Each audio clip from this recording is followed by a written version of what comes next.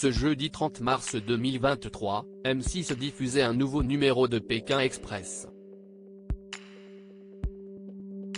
Alexandra et Laura, récemment sauvées grâce à une épreuve non éliminatoire et complètement fans du jeu, avaient trouvé la destination bien avant leur départ comme le rapportent nos confrères de Télé Loisirs. Alexandra et Laura ont eu chaud. Lors de l'épisode de Pékin Express diffusé le jeudi 23 mars 2023, les sœurs chiens et chats sont arrivées dernières après un duel final face à Chirine et Alexandre. Durant l'ultime épreuve, les deux équipes devaient former un cobra avec des pièces de puzzle récupérées dans un panier rempli de serpents. Finalement, face à Stéphane Rothenberg, les deux sœurs avaient ouvert l'enveloppe qui annonçait que l'épreuve était bel et bien non éliminatoire. Une victoire pour Alexandra et Laura, une déception pour les internautes qui ont dénoncé un trucage de la part de la production. Oh, tiens, quelle surprise! Non éliminatoire, ça me dégoûte, mais c'était sûr, aucun doute sur le fait que c'était non éliminatoire, ou encore oh comme si est étonnant, pouvait-on lire sur Twitter. Et pourtant, les deux sœurs ne déméritent pas.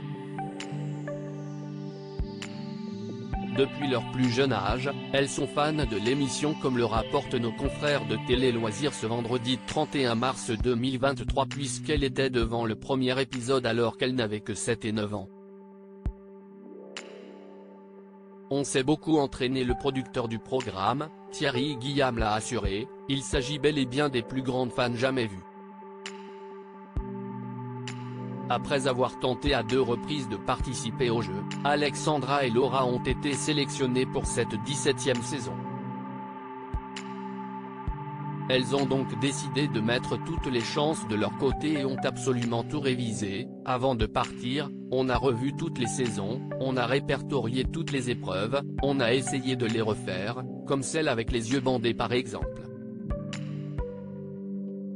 On s'est beaucoup entraîné, on a appris les épreuves, les noms des binômes gagnants, le nom des routes par cœur, au cas où il y ait des questions, assure-t-elle à Télé Loisirs.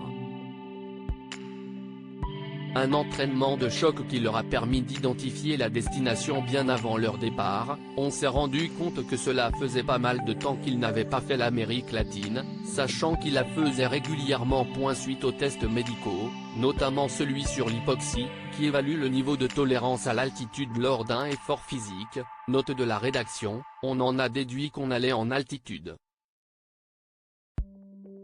Quand on nous a dit qu'on passerait une nuit à 4200 mètres d'altitude, on a cherché sur internet les villes les plus hautes d'Amérique du Sud et on s'est rendu compte que c'était le cas de la capitale de la Bolivie. On a aussi dû se vacciner contre la fièvre jaune, et être à jour d'une 3e et 4e dose contre le Covid.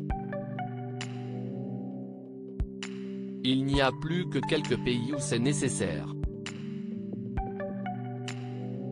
Par déduction, on était sûr de commencer la course à La Paz, en Bolivie. Une déduction qui a permis à Laura de prendre de l'avance puisqu'elle a pris des cours d'espagnol un mois avant de partir afin de mettre toutes les chances de son côté. Vous avez dit motivé ?